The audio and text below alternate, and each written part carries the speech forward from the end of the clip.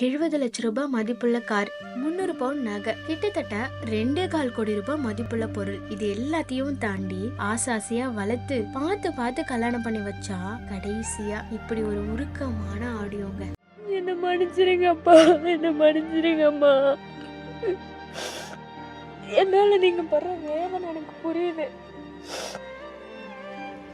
என்ன மன்னிச்சிருங்கப்பா, என்ன மன்னிச்சிருங்கம்மா. அவ்வளவுதான், முடிஞ்சு போச்சு எல்லாமே. நான் போறேன். முதல்ல பொண்ணை பொண்ணா பாருங்க, பொருளா பார்க்காதீங்க.